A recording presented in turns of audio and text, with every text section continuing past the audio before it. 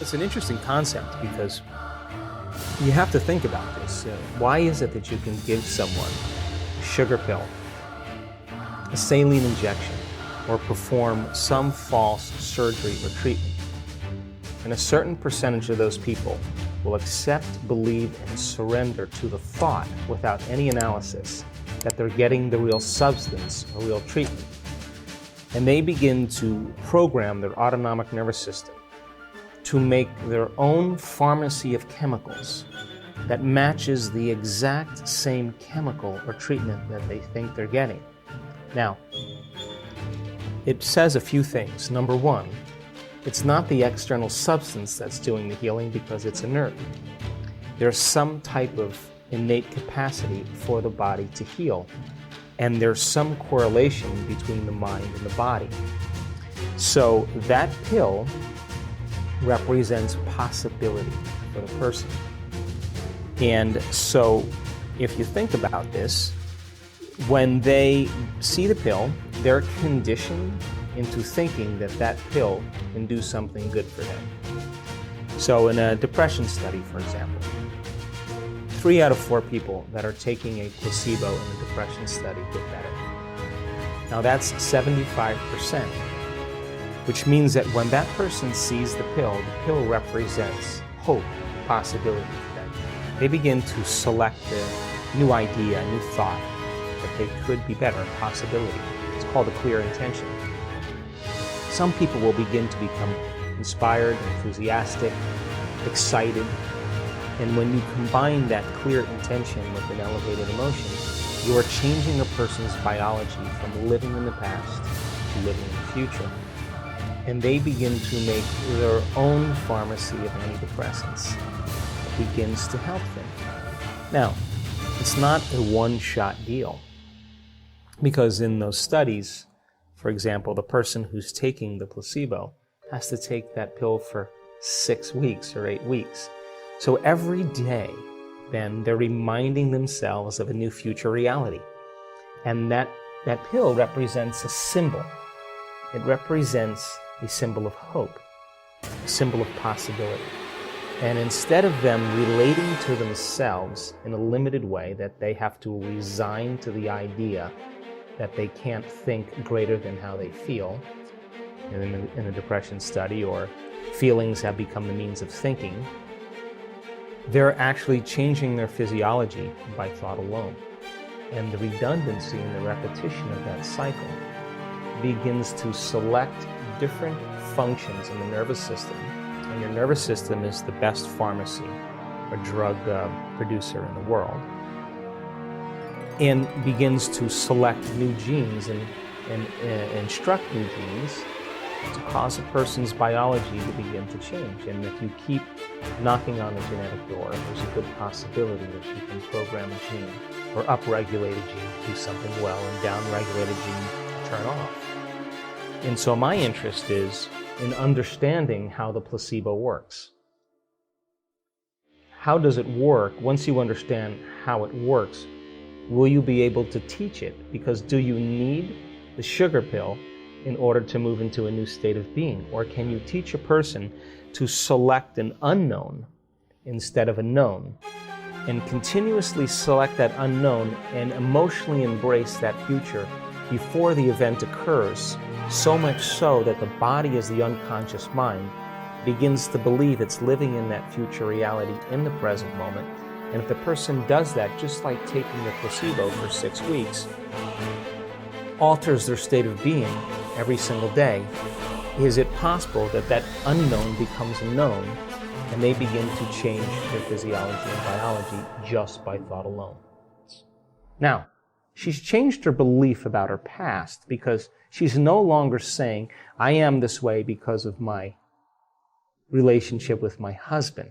See, because when you say, I am this way because I had an abusive father, I am this way because I had a difficult marriage, I am this way because I got fired from my job, what you're saying is, I haven't changed since that event emotionally. And so now you're viewing your future through the lens of the past. When you overcome that emotional state, a memory without the emotional charge is called wisdom. Now you're ready to create a new future, because if you're still attached to the emotion, you're still attached to the past, and you can't create a future. So all of a sudden now the person has a transformation. She has a shift. She knows that she's liberated from that anxiety. She feels it. And as a result of it, in a matter of moments, Ben, her biology reorganizes to a new mind. And now I'm watching her eat pizza, I'm watching her eat a hamburger, she's laughing, and it's sustained. But that's not the end. Because if she's healed herself, then the next question is, I understand the physics and biology of what I've done. Is it possible if I heal myself that I can heal another person? If people are really, really believing that their astrological sign determines their destiny, then they will look for, based on their perception, the correlations that are equal to their belief system. I don't particularly believe that because I'm born at a certain time under a certain house that has anything to do with me creating the life that I want to have, right? So many people will though, and because they do, they'll select like, oh, I saw 11:11 on the clock. Well, you've seen 2:36 on the clock and 4:18 on the clock, but you're looking for 11:11. Well, then that's your reality because that's where your attention is, right? So I don't subscribe to that, but I respect that because that person is going to keep that belief until it no longer serves them. And they're either going to evolve their belief or they're not. And if they don't, so be it. But if they do, they're going to realize sooner or later it's not working for them. I have certain beliefs right now that I honestly am questioning that I still think are limited beliefs. But in order for me to change those beliefs, I'm going to have to come out of my resting state, have to step out into the unknown and really check to see and execute in a very different way. I can tell you that there is a strong majority of people who are still taking the placebo, who are still making their changes.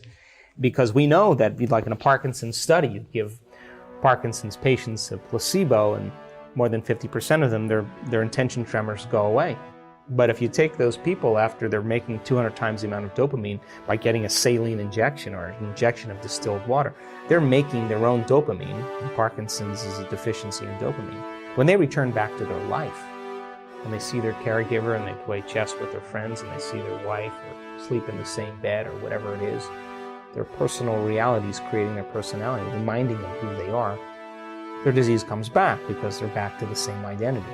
And that's how strong the environment is. So our students who continue to do the work are still sustaining and producing more changes. Wow. Now that's the majority of our students because our students are committed. But we do have students that don't make it. Why? Because we're doing something that is unknown. We're doing something. Not everybody is going to make that. Like not everybody's going to finish the mile. Not everybody's going to make the journey to the top of the mountain. You know, it's a journey. And so we ask people then, the ones that have had chronic diseases or conditions, the majority of them, by the way, are still doing exceptionally well. Some of them have had a disease return. And what we have them do is measure. Every 3 months or 6 months, you measure. Why? Because this is not about denial. This is about knowing. So the people who have had some conditions return, we ask them to measure, and then we ask them to go at it again. And if their values aren't changing, we ask them to intervene with other medical means or whatever they need to improve. So the ones that have had the healings, though, the majority of them are still doing exceptionally well. Some of them that stop taking the placebo or they lose their job, they lose their mother, they lose their life, and they get stressed, and they go back to their old self. Well, it's a matter of time when we're going to start seeing some of those conditions return.